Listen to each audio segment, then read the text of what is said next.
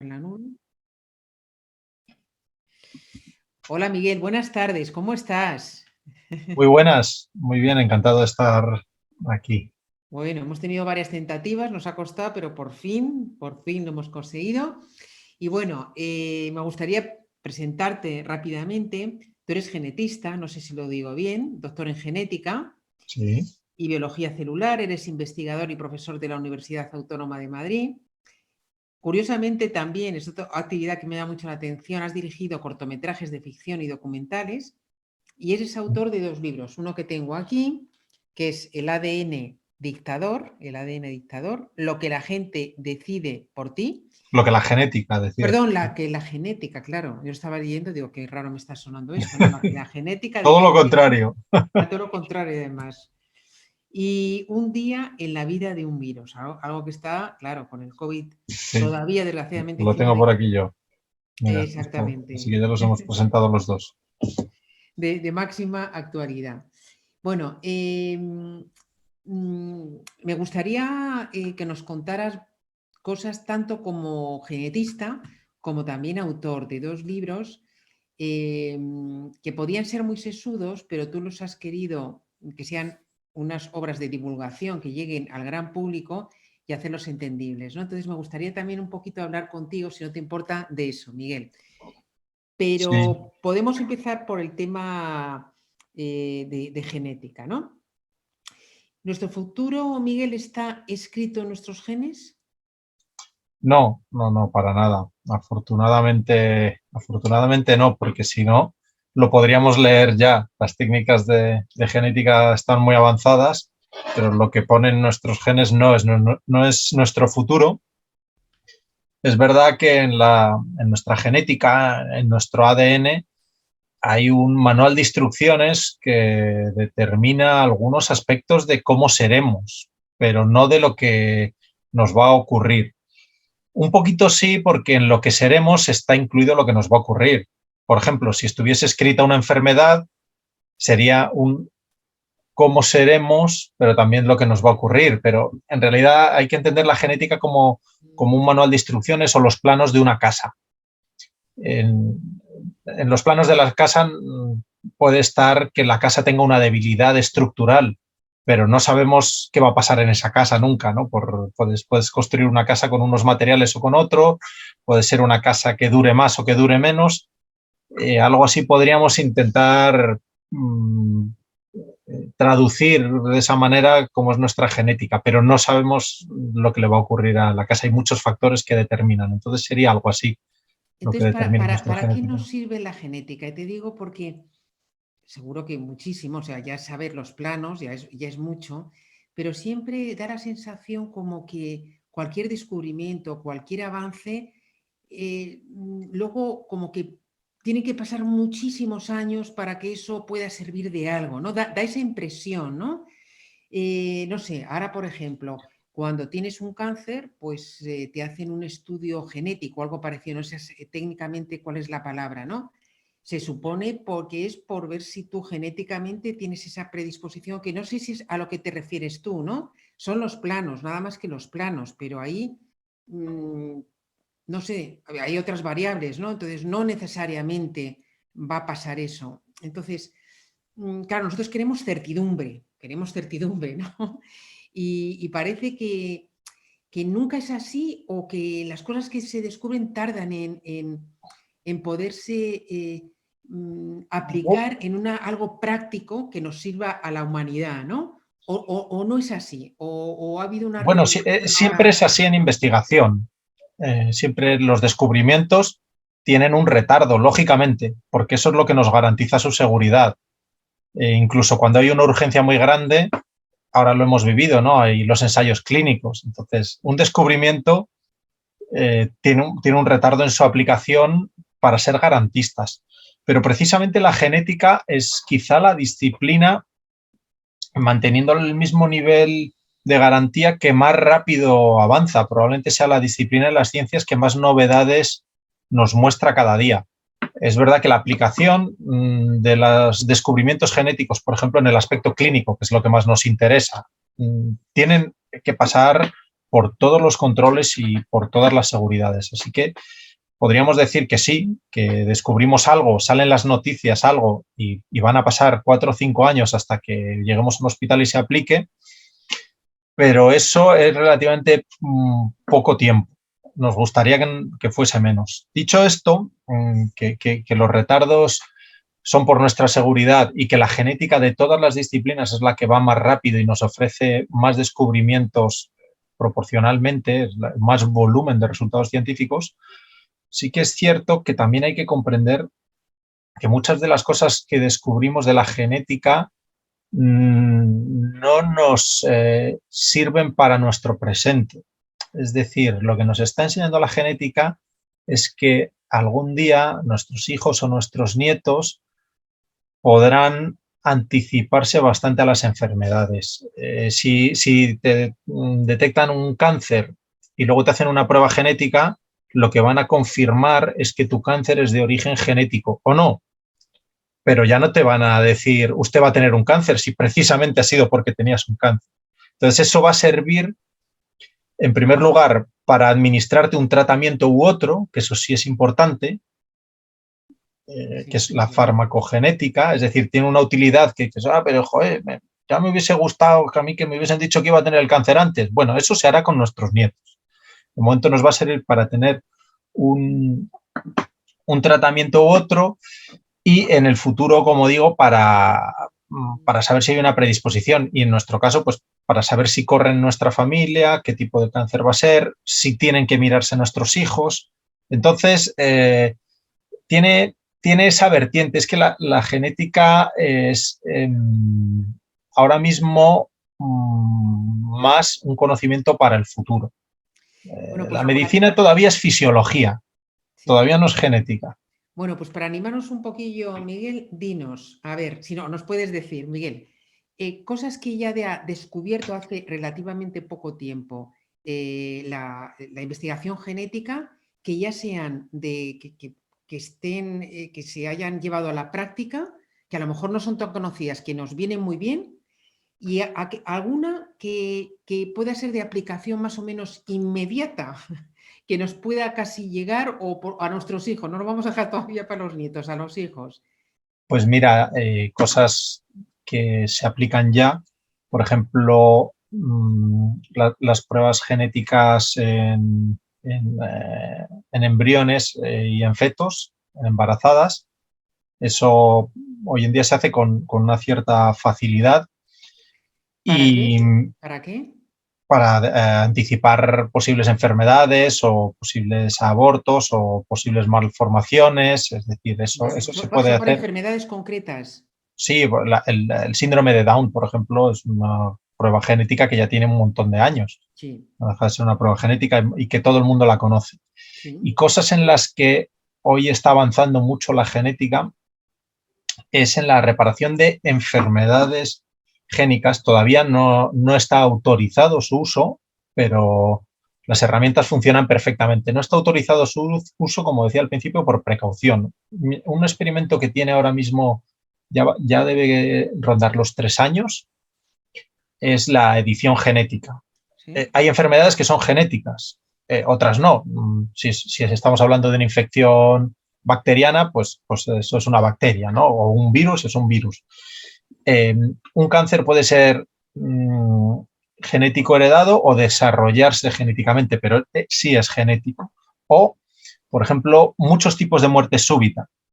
Esa afección que a la treintena, de repente, un día estás haciendo deporte y se te para el corazón. Pues hay variantes genéticas que determinan que eso te vaya a ocurrir con mucha probabilidad, con muchísima probabilidad, prácticamente casi seguro. Entonces, si se lee eso en tu genoma, puedes tomar precauciones. Desde luego te van a decir, ten cuidado porque eso está en tu genoma y tienes esa bomba de relojería. Eso se puede hacer hoy en día. Y lo que es más prometedor es que se ha demostrado experimentalmente que se puede tomar un embrión que lleva esa variante genética que cuando fuese adulto a los 30 años le supondría una muerte súbita y se puede reemplazar la variante genética nociva, por llamarlo de alguna manera, deleteria, que es como se llama, por la variante genética que no produce ningún problema. Es decir, sacaríamos la probabilidad de tener muerte súbita y lo reemplazaríamos por una variante perfectamente sana. Eso se puede hacer técnicamente, que es una virguería, hoy en día con total facilidad. No se hace porque no está permitida la modificación genética de embriones. Se hace experimentalmente y se tienen que destruir los embriones. En adultos se puede hacer algo parecido. Por ejemplo, se ha probado en talasemias, en anemias, en enfermedades sanguíneas, sacar la variante genética, el gen estropeado, y reemplazarlo por uno sano. Es decir, se pueden curar enfermedades genéticas. Tenemos la tecnología y la técnica para hacerlo. Y para cierto tipo de enfermedades se puede aplicar ya como estudios clínicos. Entonces hemos pasado de ser una herramienta de puro diagnóstico, de diagnóstico que a veces no nos vale, a ser ya aplicada. Ya no solo sabemos que tenemos esa bomba de relojería, sino que sabemos cómo sacarla y reemplazarla por otra. Estamos en una franja muy interesante. Pero Miguel, es que queremos la edición genética ya, que se apruebe ya. Bueno, es un tema interesante porque, fíjate, yo siempre les digo a mis alumnos, se lo estuve explicando hace una semana, que conocer la edición genética en el fondo impone una cierta responsabilidad, que es la de explicar a la sociedad el potencial que tiene. Porque ser capaces de modificar embriones genéticamente y cambiarlos a tu antojo dentro de unos límites, dentro de los límites de las posibilidades técnicas del momento, pero esos son crecientes, significa poder hacer embriones a la carta. Y eso abre una puerta que tiene serias implicaciones éticas, que además yo creo que conlleva que tomemos decisiones entre todos. Es decir, no puede estar, desde luego, en manos de los científicos solamente. Los científicos debemos informar a la sociedad, que exija a los legisladores que estén informados de dónde estamos, porque eso se puede hacer. Y de hecho, un investigador en China en noviembre de 2018 violó el convenio de Helsinki que existe para destruir esos embriones e hizo los primeros humanos, en este caso unas gemelas chinas, modificadas genéticamente, que llegaron a término, es decir, nacieron y viven con un gen cambiado, que es un gen aparentemente inocuo. No es tan inocuo, no les curó una enfermedad, sino lo que hizo es que nacieron con una variante genética que impide que adquieran el SIDA. O sea, eso es una modificación a la carta francamente interesante, pero no es para curar, sino para dar una ventaja. Y eso se ha hecho ya rompiendo, digamos, los convenios legales internacionales. Así que estamos en un momento francamente interesante y con implicaciones sociales tremendas y éticas, como digo. Muy interesante, muy complicado, Sí. Los políticos, la comunicación de todo esto, ¿no? Los movimientos, Sí. porque luego estarán los negacionistas o similar, o sea, un tema complicado. Y es una pena incluso sin negacionismo, comprendiendo el fenómeno científico, habrá posturas enfrentadas. Habrá gente que diga a por ello de cabeza y otros que digan yo prefiero que sigamos como estamos. Y bueno, ya hay que entenderlo bien y hay que escuchar a todas las partes, claro, y legislar en consecuencia. Claro, eso es retraso del tema. Yo soy de las que lo aplicaría ya, o sea, ya, mañana. Pero bueno, entiendo perfectamente todo lo que tú dices, Miguel. De eso tú tienes que saber un poquito, de algo tan importante como el comienzo de la vida, ¿no? Eso, según tu opinión como científico, ¿no? ¿Fue divino o no? ¿Fue? Perdón. Divino. ¿Fue obra de Dios? Bueno, no es necesario. Yo, como nadie no estaba allí para atestiguarlo, sí que sabemos, tenemos muchos conocimientos sobre cómo se ha desarrollado la vida y sobre cómo se originó. Y lo que sí que es verdad es que no hace falta la intervención divina para que se produzca vida. Es decir, la vida se puede producir simplemente por acumulación de eventos químicos. Eso no descarta la intervención divina, pero vale, queda en el lado de las creencias. Es decir, originar vida no requiere ninguna intervención mística, simplemente requiere una serie de fenómenos físico-químicos. son fenómenos, no, y perdona mi desconocimiento absoluto, y seguramente te lo estoy verbalizando muy mal dicho, pero ¿hablas de fenómenos o se necesitan unas sustancias que alguien las tiene que crear? ¿Esto cómo?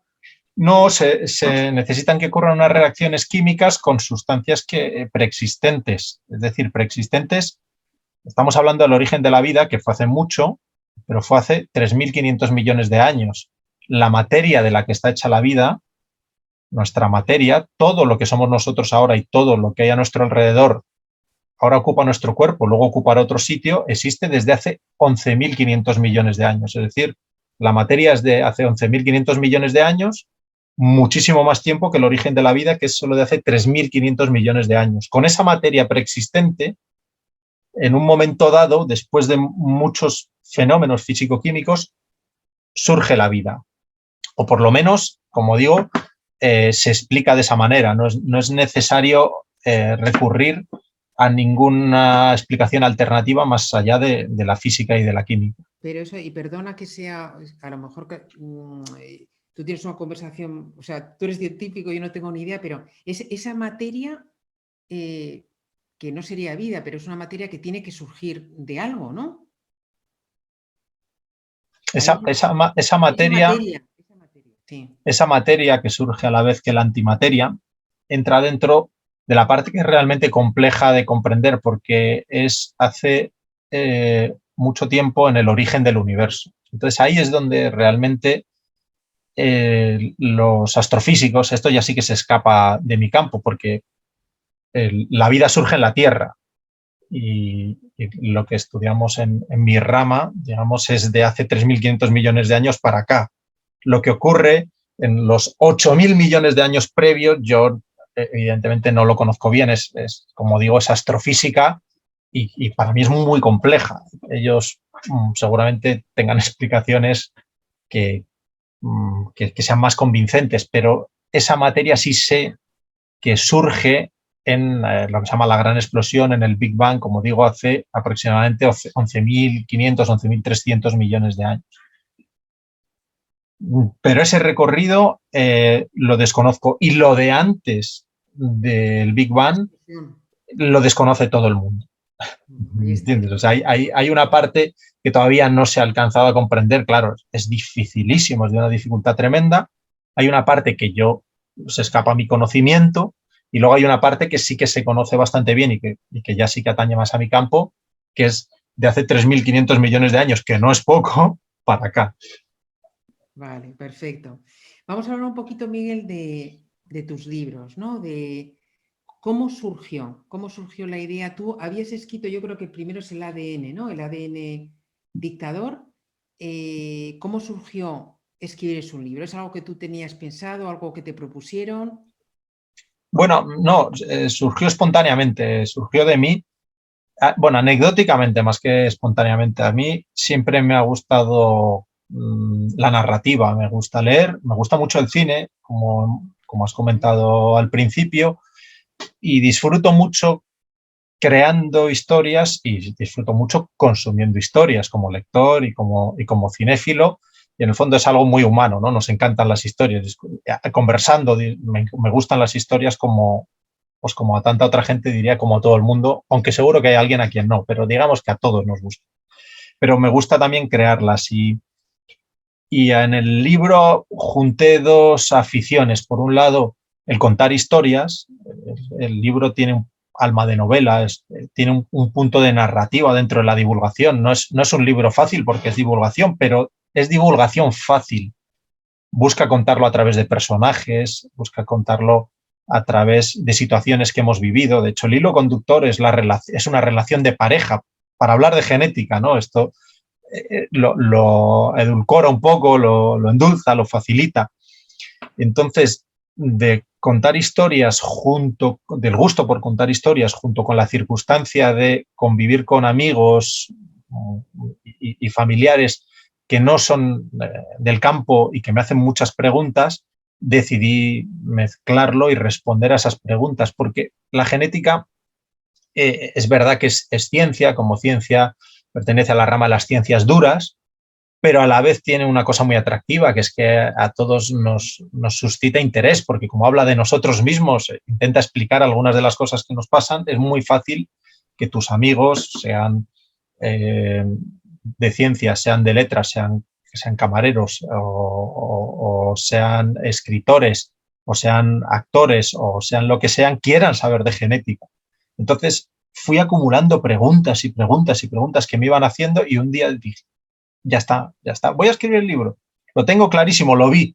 Y de hecho tomé notas como un loco en un viaje en metro y no me quería bajar del metro porque lo estaba produciendo. Ya sabes, esa sensación cuando estás en lo que llaman en la zona, ¿no? Cuando fluye. Y llegué a casa y dije, lo tengo. En una semana tengo escrito el libro. Y evidentemente, como todo el que haya escrito un libro sabe, no fue en una semana, ni siquiera fue en un año, pero al final ese libro vio la luz con ese alma de novela, respondiendo a las preguntas, pero jugando con personajes y disfrutando del contar una historia. Qué bueno, porque, bueno, por lo menos esa fase de brainstorming la hiciste rápido y qué buena idea que decidiste hacer un libro respondiendo a esas preguntas que tantas veces te hacían tus amigos, tu entorno y demás, ¿no?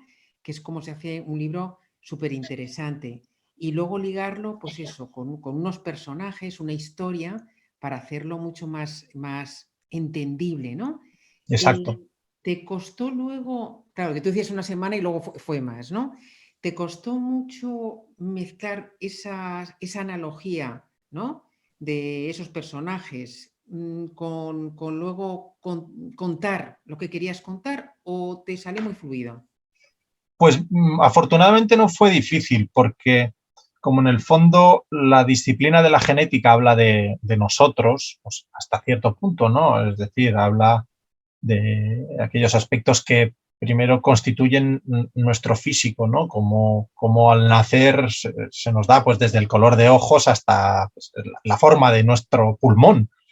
Y luego hay una parte que condiciona nuestro comportamiento, es decir, está tan relacionada con el lado humano que evidentemente no es tan difícil como si yo hubiese querido, pues volvemos a la astrofísica, cómo relacionas lo que le pasa en la vida cotidiana a una pareja con la astrofísica, pues muy difícilmente, pero yo puedo hablar de por qué ciertos alimentos nos gustan o por qué ciertos alimentos no nos sientan bien y relacionarlo con la genética. Y claro, pues no es difícil contar una historia de un individuo que abre una nevera, come algo y le pasa algo, porque eso ya te lleva a la genética. Entonces no es tan difícil. Siempre hay cosas que evidentemente son más difíciles de asociar y escribir un libro siempre es difícil. O sea, siempre encuentras ¿Qué te resultó más difícil? tropiezos. Dime, perdona. ¿Qué te resultó más difícil? Pues la verdad es que al final no me queda la sensación de nada en concreto. No soy capaz de recordar un momento difícil dentro de los capítulos que encuentra. Hay algunos que son, creo, especialmente fáciles porque habla de hasta qué punto pues, la genética condiciona cosas de nuestro comportamiento, pues como decía, ¿no? Como el querer comer o como el querer practicar sexo, cosas así que son especialmente sencillas de conectar con la genética. Pero si tuviese que elegir algo que quizá me resultó difícil, creo que lo más difícil, y ya no es una parte concreta del libro, es un estado de la producción, es revisarlo. Es decir, las ideas las tuve muy fácilmente. Siempre luego tienes más. Es decir, yo no escribí el borrador del libro en el metro, escribí no sé, 3 páginas de notas, luego un borrador, que ya sabes tú que menos de 10 o 15 páginas no va a tener. Eso no me costó mucho. Escribirlo, las 300 y pico páginas tampoco. Yo escribo, no tengo problema para escribir, me vienen muy bien las ideas, me siento y soy muy disciplinado porque no me cuesta, porque me gusta. No tengo que decir, venga, Miguel, escribe, lo hago porque quiero. Pero sí me cuesta revisar. Cuando he terminado, releer y volver a leerme. Y yo escribiría el libro y lo entregaría. Lo que pasa es que todos sabemos que un libro sin revisar, evidentemente, tiene sus carencias. Y más cuando no es solo artístico, sino cuando tienes que conseguir que se comprenda. Eso lo tienes que releer y decir, ¿se comprenderá? Dale una vuelta. Pero esa faceta me costó más. el trabajarlo más. Quizá porque no soy escritor de profesión, soy un investigador que escribe, entonces siempre intento ceñirme a la parte que más disfruto, ¿no? Porque ya tengo mi parte sacrificada en mi trabajo cotidiano, entonces me gustaría que la escritura fuese solo la parte placentera, pero Claro, bueno, para no es fluir. así si quieres que sea un libro publicable, claro, Claro. y legible. Y el libro, tú antes de publicarlo, ¿lo diste a leer a alguien, a un, bueno, pues pueden Sí, ser lectores cero, ¿no? Para que te dieran su opinión, ¿hiciste sí, eso? sí, pero sobre todo lo di a leer, es que lo di a leer más cuando ya había firmado, porque enseguida la editorial Ariel enseguida se interesó. Para mí era un borrador, yo sabía que tenía que trabajarlo más para tener esa seguridad de que era riguroso y me explicaba bien, no porque no fuese ameno, yo creo que era ameno en su germen, todo lo ameno que sea, ¿eh? Digamos, mi sensación de ameno la tenía en su germen. Y enseguida lo quisieron publicar y después sí lo di a leer a varios colegas.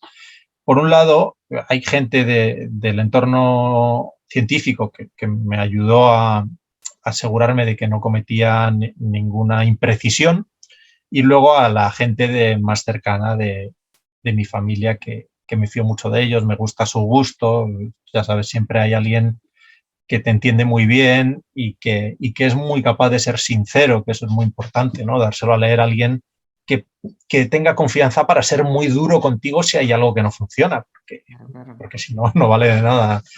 Una buena crítica no aporta nada, una palmadita en la espalda no aporta nada. ¿Y cómo fue o sea, la editorial se acercó a ti, tú buscaste editorial? Cuéntanos un poco, Miguel, cuál fue ese proceso. Se lo pasé a un amigo que había trabajado en el mundo editorial y él lo envió y nunca supe cómo él lo envió a Planeta. Yo le dije, mira, léetelo. Y me dijo, sí, sí, está muy bien, está muy bien. Yo lo llevo. Lo entregó en un sobre y de repente me llamaron y luego pregunté y nunca supe cómo dentro de Planeta se movió. De repente un día recibí una llamada y así fue, es decir, me he perdido una parte del proceso, ni siquiera fue muy fácil, tuve suerte, sinceramente, porque sé que es duro y la otra vez, esta vez fue, había escrito un libro antes y no lo había movido y no sabía cómo moverlo y le pregunté a este amigo, tengo algunos amigos del mundo editorial y escritores y demás, pero ni siquiera el que lo envió simplemente había trabajado hacía años y él es el que sabía la dirección, lo envió a Barcelona, yo vivo en Madrid, no sabía ni dónde mandarlo, de verdad estaba completamente perdido y no sé cuál fue el proceso. En mi segundo libro sí que se pusieron en contacto conmigo, claro, ya cuando es publicado una vez no es lo mismo. En el segundo libro, en un día en la vida de un virus, me contactaron de la editorial de Periférica después de leer un artículo mío en El País. Entonces ahí sí que me encargaron el libro sobre la idea del artículo. Me dijeron que si era capaz de hacer algo como lo que había hecho en el artículo, pero en tamaño libro y acepté encantado porque estaba deseando.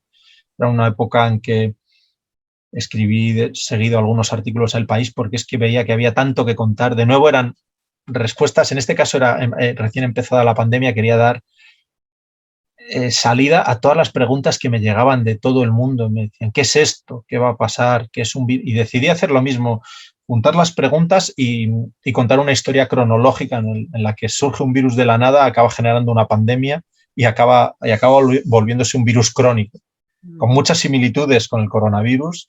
Finalmente ha pasado algo muy parecido a lo que cuenta el libro, pero sin hablar del coronavirus, ¿no? Usando un virus que no es ninguno de los que existían para poder contar cosas de todos los virus, para que sirviese de aprendizaje. Pero de nuevo, como también como una historia en la que hay una presentación, un núcleo, un desenlace, con ese alma de narrativa casi de novela o incluso con la estructura de cualquier obra de teatro o de película. Claro. Son libros bueno, aparte de la difusión que puedan tener, son libros de actualidad muy movibles en prensa, mm, por la temática que tú tratas. Los libros, una vez publicados, ¿qué te han aportado a ti? ¿Te han aportado algo? Te habrán aportado también Sí. antes, incluso, ¿no? Después de escribirlo, seguro que te ha aportado algo el libro, ¿no? Cuéntanos un poquito eso. ¿Qué te ha aportado cuando tú escribiste el libro? Hombre, hay dos facetas, yo creo, en lo que te aporta un libro. Por un lado, el libro en sí mismo es una relación muy bonita. Digo, una vez terminado, ¿no? La escritura es algo espectacular, pero una vez terminado es muy bonito el ver cómo se interpreta. No son libros para interpretar porque no son artísticos, pero tú cuando escribes un libro piensas una cosa e intentas transmitir algo. En uno de divulgación normalmente se parece mucho lo que intentas a lo que transmites. No es poesía, no es interpretable. Pero sí es muy agradable saber que tú dejas esas palabras y otra persona las recoge y es otro cerebro con su conocimiento previo el que las procesa y es la suma de lo que tú has puesto más lo que piensa y siente esa persona. Y cuando tienes la posibilidad de escuchar lo que esa persona opina de tu libro, es algo realmente bello. Es un momento cuando vas a ferias o cuando vas a situaciones y la gente te cuenta lo que opina de tu libro, es algo muy entretenido porque es una criatura que tú has dejado y que otra persona ha procesado y te devuelve algo de ella. Esa es la parte, yo creo, más gratificante y sobre todo más abstracta de lo reconfortante que es escribir un libro. Y luego hay otra muy evidente, que es la recompensa personal que supone pues la gente que conoces a raíz del libro. Para mí, por ejemplo, que he viajado mucho a raíz del libro, he estado en muchos festivales literarios, pues eso es un lujo. Es un lujo tratar con otros escritores, compartir la experiencia, viajar y reunirte con ellos. Lo que surge, digamos, a nivel social y personal, menos abstracto que lo que te digo, es más bonita esa sensación de qué ha pasado con tu libro y qué te cuentan, pero también es una recompensa, ¿no? Te abre una serie de puertas muy interesantes. Y no estoy hablando de, por ejemplo, una recompensa económica. ¿No? Eso, pues, para los grandes escritores, ¿no? El ganar mucho dinero no es para la divulgación, pero sí eso. Conocer a otros escritores, compartir, aprender de ellos, viajar, ir a festivales, escuchar, estar en sitios en los que si tú no hubieses escrito el libro, no estarías. Y eso que yo tengo un trabajo que me permite, bueno, también grandes satisfacciones, viajar mucho, experimentar, etcétera. Pero la literaria para mí era novedosa. Ujú. Perfecto, Miguel. Y para ir ya terminando, Miguel, ¿tú qué recomendarías a alguien que quiera escribir un libro? Poco de tus características. Puede ser un libro científico o puede ser un profesional, ¿no? Que tiene, bueno, y quiere escribir no un libro para otros científicos o para otros profesionales de la competencia, ¿no?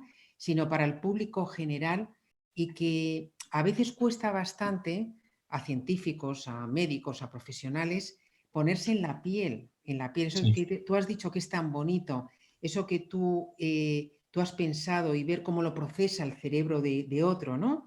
Entonces, a veces cuesta bastante ponerte en la piel, ¿no? De ese lector que no tiene el totalmente. conocimiento que tienes tú. ¿Qué recomendarías? Tú, por ejemplo, has dicho una cosa y lo has hecho, que es utilizar historias, ¿no? Y hacer esas analogías para que te entiendan. Pero, ¿qué más cosas recomendarías tú para llevar un libro científico profesional al público general y que puedas comunicar? Porque muchas veces pensamos que comunicamos bien y llega, y muchas veces no, ¿no? Yo muchas veces digo que los libros, todos los libros de no ficción, es que hay que escribirlos como para un chico de 18 años, todos, sean del tema que sean. Eh, ¿Tú qué recomendarías a alguien que por primera vez se va a poner a escribir un libro de estos y quiere llegar a un público general? Miguel. Bueno, has puesto un buen ejemplo, ¿no?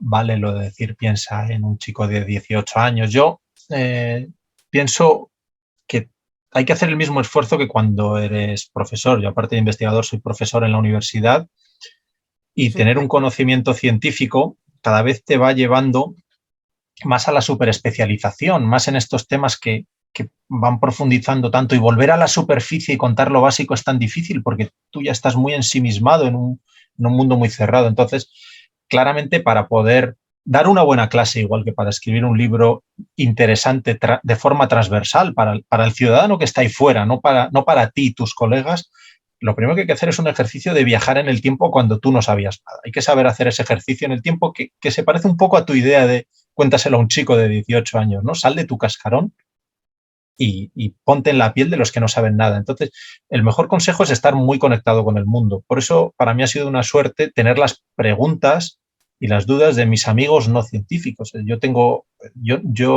muchos amigos científicos y un mundo científico a mi alrededor, pero estoy muy conectado, muy conectado con el día a día, en todos los aspectos, o con mis amistades, es decir, con mis aficiones también. Yo hablo de ciencia en un programa de fútbol, es decir, tengo que contar Eres ciencia para periodista gente deportivo. que lo que le interesa es el fútbol. Entonces, ese es el ejercicio que hay que hacer para que lo que tú cuentes se entienda. Y luego, en primer lugar, conseguir que se entienda. Y es ir a viajar en el tiempo a tu yo anterior, ¿no? A olvidarte de lo que sabes ahora y pensar que sabías antes. Y luego lo otro, yo creo que hay que recurrir a analogías que en la misma línea de razonamiento empaticen con tu público. Es decir, hay que usar el lenguaje, pues yo he recurrido a los personajes, pero puedes utilizar recursos de la cultura popular. Es decir, habla el idioma de los demás, de los que te van a escuchar, no hables el tuyo. Piensa, intenta recordar cómo piensan los que no son especialistas en tu campo y busca recursos para hablar en su idioma. Entonces, bueno, cada uno encontrará los suyos. Yo creo que los que hay que encontrar son los que a ti te hacen disfrutar también, porque tiene que tener honestidad. Si no, si yo me pusiese a escribir eh, divulgación utilizando personajes y no me gustasen tanto las novelas y las películas, no sería honesto. Es decir, lo hago porque, primero porque me gustan las novelas y las películas y después la divulgación. Yo creo que así es como funciona. Busca tu punto de conexión. No sé si son demasiados consejos, pero yo creo que en esa línea, en esas sensaciones es donde puedes llegar a comunicar cosas alejadas de la vida cotidiana como es la genética, o volvemos a la astrofísica. Un buen divulgador de astrofísica tiene una tarea dificilísima, pero tiene que buscar recursos que se metan en el cerebro en los que no lo sabemos.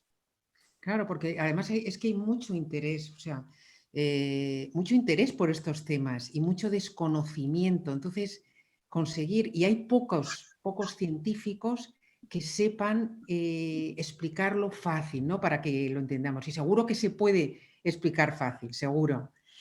Seguro. Entonces, Y mira, has dicho otra clave. Hay que aprovecharse de que son temas, de que tenemos la suerte de que son temas interesantes. La genética es compleja, pero es fascinante.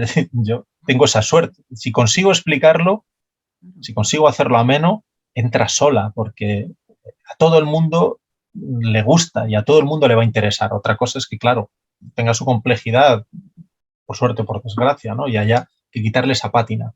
y si no tienes la suerte de ser profesor de universidad, que a lo mejor estás en contacto tal o con gente, si te relacionas, digamos, a nivel de conocimiento solamente con otros expertos en la materia, yo cada vez soy más partidaria de que esos lectores cero a los que enseñamos el libro al final, había que adelantarlos también.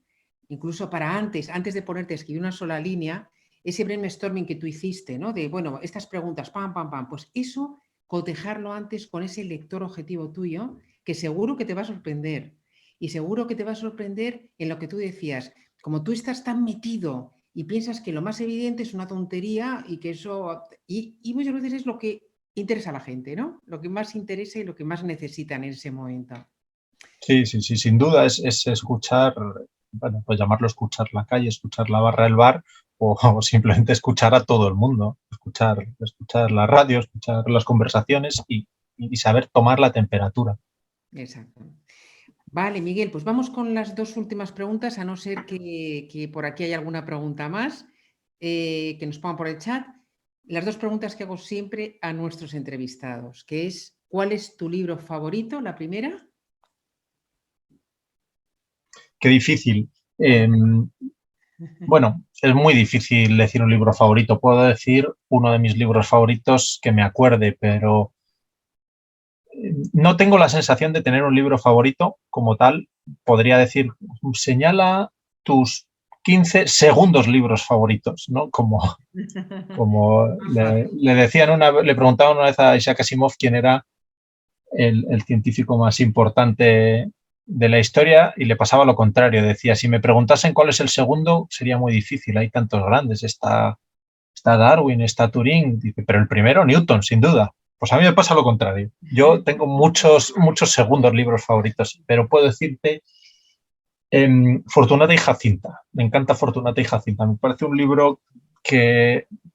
explica muy bien una época, que eso siempre me gusta, poder viajar a una época, Mm. un autor que escribe muy bien y, y me encantan los libros que cuentan problemas universales independientemente de su época. Es decir, conoces la época, pero el problema que te cuentan lo puede entender cualquier persona en cualquier sociedad y en cualquier momento de la historia, porque son problemas de la esencia humana, como los libros que tratan las envidias, los celos, las debilidades humanas. Y bueno, como tantos otros, este ocurre en Madrid, que me resulta muy entrañable, ¿no? Me gusta, conozco la ciudad, estaba en crecimiento, era una ciudad muy distinta y va a la esencia de debilidades humanas.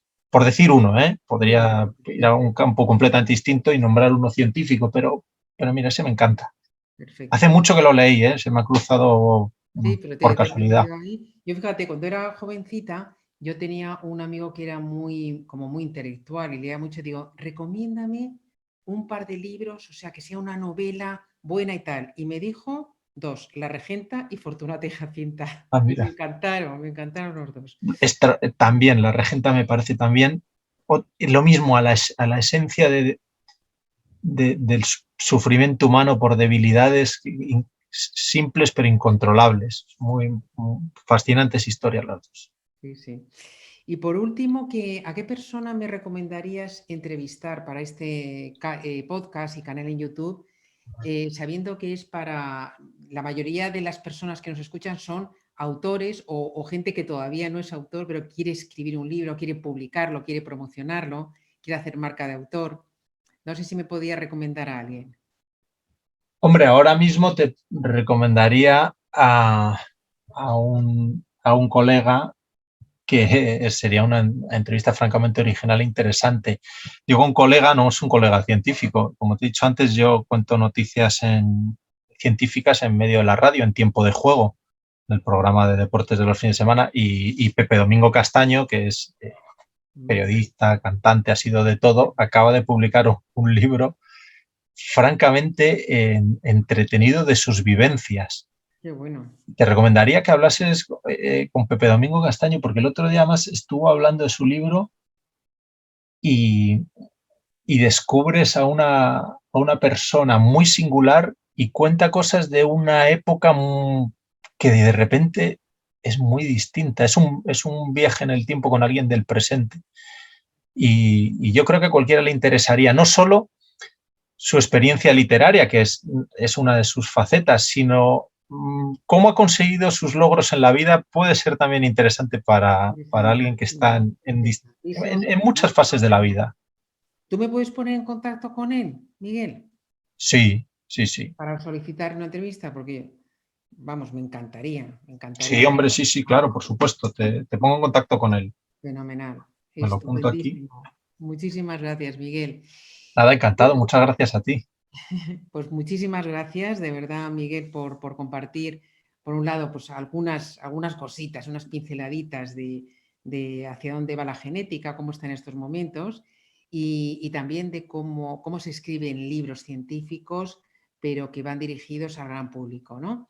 Perfecto, fenomenal. Muy bien, Miguel, pues muchísimas gracias por estar en Triunfa con tu libro y nada, muchos éxitos con tus próximos libros. Pues nada, Ana, muchas gracias, encantado, un fuerte abrazo y hasta pronto. Muchas gracias. Hasta pronto, Miguel.